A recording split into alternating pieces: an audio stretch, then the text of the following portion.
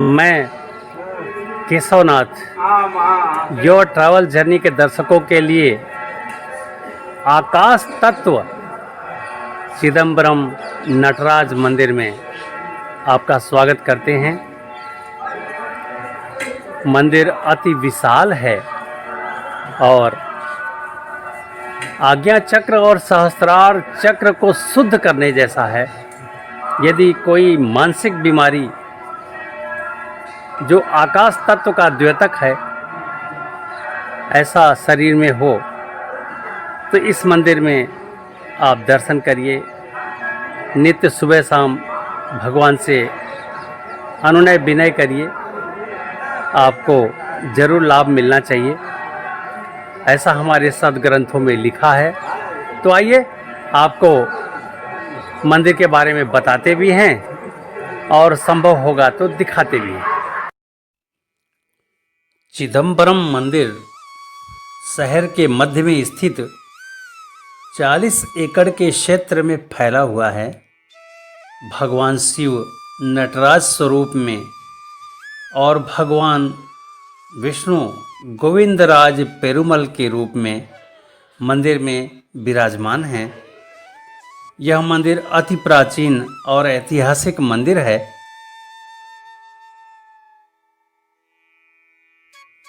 यह मंदिर 5 परकोटों के साथ अपनी स्थिति बनाती है।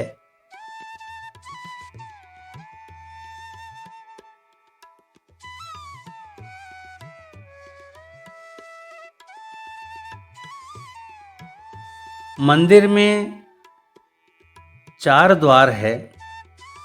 पूर्वी द्वार से जब आप प्रवेश करेंगे तो पूर्वी द्वार का प्रवेश मुख्य द्वार होता है।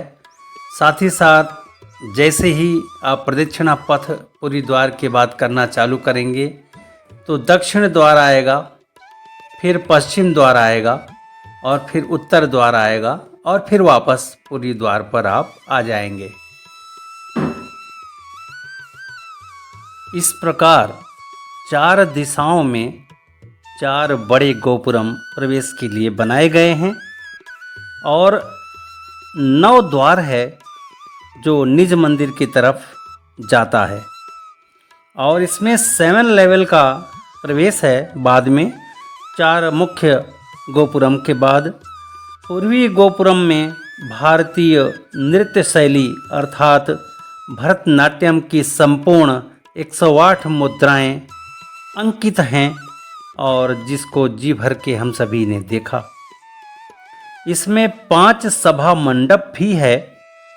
चित सभई, पवित्र गर्भगृह, भगवान नटराज, उनकी सहचरी देवी शिवम्मा सुंदरी रहती हैं। दूसरा कनक सभई, यह चितई सभा के ठीक सामने है जहाँ से दैनिक संस्कार संपादित किए जाते हैं। नृत्य सभई अर्थात नाट्य सभई, यह मंदिर ध्वजा के खंभे के दक्षिण की ओर है जहां मान्यता के अनुसार भगवान ने देवी काली के साथ नृत्य किया था। राजा सभई, 1000 स्तंभों वाले हाल को 1000 खंभों से युक्त कमल वह सहस्त्रराम नामक यौगिक चक्र का यह प्रतीक है। योग में सर के प्रमुख बिंदु पर स्थित एक चक्र होता है जिसको हम सहस्त्रार चक्र बोलते हैं, जहां आत्मा का परमात्मा से मिलन होता है। इस चक्र को 1000 पंखुड़ियों वाले कमल के रूप में प्रस्तुत किया गया है।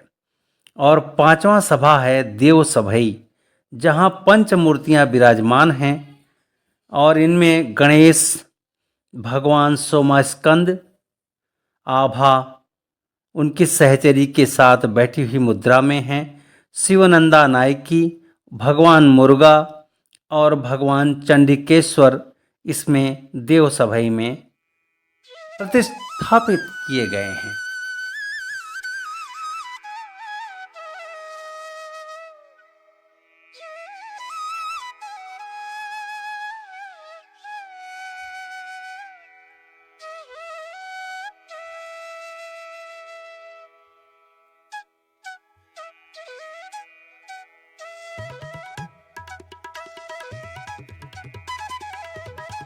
यदि आप दक्षिण द्वार से प्रवेश करते हैं तो प्रवेश के तुरंत बाद नंदी जी आपके स्वागत के लिए विराजमान मिलेंगे। आप नंदी का दर्शन कीजिए, उनका पूजन करिए। नंदी जी एक मंडप के रूप में नंदी जी को वहाँ विराजमान किया गया है। ये नंदी मंडप है सामने आपके। साथ ही साथ दक्षिण गोपुरम भी पूर्वी गोपुरम के समान ही है। चार के चारों गोपुरम एक जैसे बनाए गए हैं और बाह्य परिक्रमा का यह एक भाग है। बाह्य परिक्रमा चारों गोपुरम का दर्शन करते हुए हमें करना चाहिए। इस तरह से पूर्वी गोपुरम से हमने प्रवेश किया और दक्षिण गोपुरम पर जो भी मंदिर और नंदी जी हमारे हैं उसका अभी हम दर्शन करने के बाद अब पश्चिम गोपुरम की ओर हम धीरे धीरे आगे बढ़ेंगे और पश्चिम गोपुरम के पास भी जो भी मंदिर है उसका आप दर्शन करिए।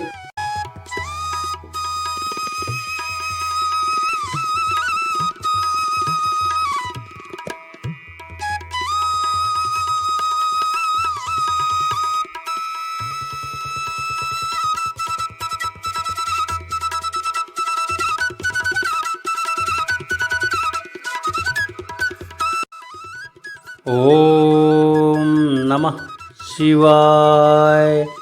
इस मंत्र का जाप निरंतर करते रहिए और करते हुए धीरे धीरे बाह्य परिक्रमा को पूर्ण करने के साथ पश्चिम गोपुरम तक हम आ पहुँचे।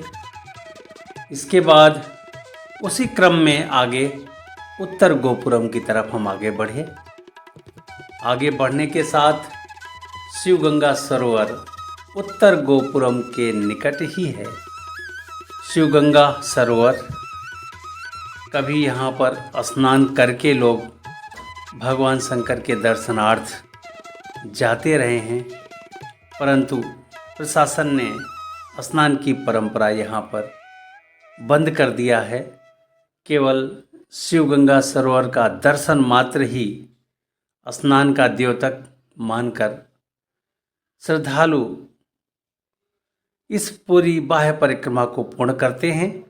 उसके बाद चूँकि भगवान शंकर के दर्शनार्थ पूर्वी गोपुरम से ही प्रवेश होता है, तो हम सभी पूर्वी गोपुरम से प्रवेश करने को अब तैयार हैं।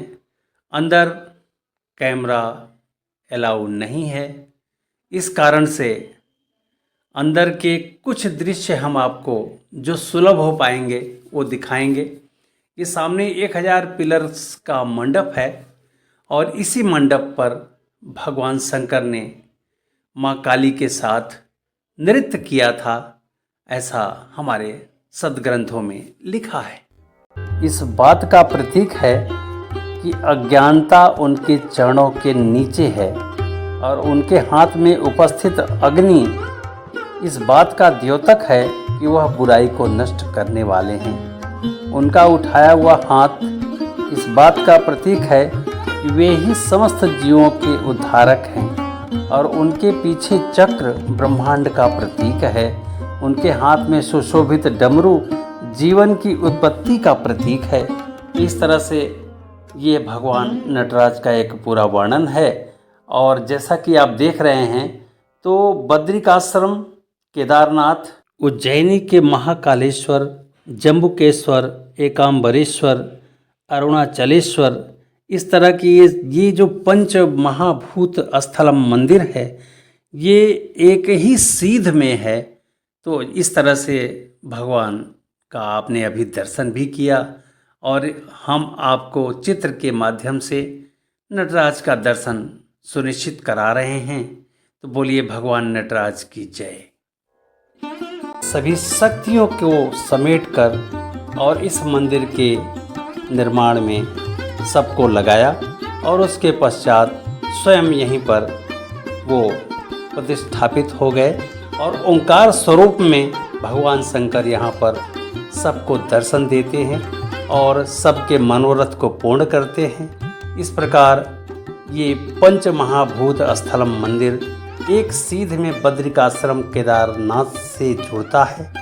और जैसा कि हमने बताया कि चिदम्बरम मंदिर पृथ्वी के केंद्र में स्थित है। तो बोलिए भगवान नटराज की जय।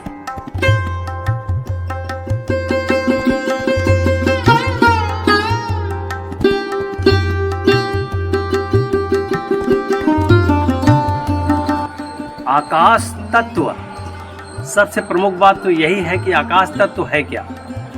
तो हमारे महाकालेश्वर मंदिर के सीध में साउथ में क्षिति जल पावक गगन समीर नाम से पांचों तत्व के नाम से भगवान शंकर विद्यमान हैं। और आज हम आकाश तत्व के इस मंदिर पर आप सभी को दिखा चुके अभी तक कि काफ़ी कुछ मंदिर में आपने देखा। और यहाँ पर 1000 स्तंभों का नाट्यशाला है। कभी यहाँ पर चोल और पांड्यन साम्राज्य का जब यहाँ पर अधिकार था तो यहाँ नाट्यशाला में नाट्य हुआ करता था। साथ ही साथ आप देख रहे होंगे कि ये जो आकाश तत्व है ये हमारा आज्ञा चक्र और सहस्रार चक्र से संबंधित है। इन दो चक्रों में यदि आपके चक्र में कोई गड़बड़ी होगी तो आपको मानसिक बीमारी होगी, आपकी याददाश्त कम हो जाएगी, नेगेटिविटी बढ़ जाएगी। तो इस सब चीज़ों को लेकर यह मंदिर हमारे पूर्वजों ने बनाया है। और इस मंदिर में आकर आप अपने मानसिक बीमारी और ब्रेन पावर को बढ़ाने के लिए आकाश तत्व का पूजन यहाँ पर आप पुरोहित द्वारा करा सकते हैं, स्वयं भी कर सकते हैं। तो इस तरह से ये मंदिर आकाश तत्व से संबंधित है। पंच महाभूत में ये आकाश तत्व है। और यहाँ पर भगवान विष्णु भगवान शंकर के नटराज स्वरूप को देखने के लिए अंदर विराजमान है।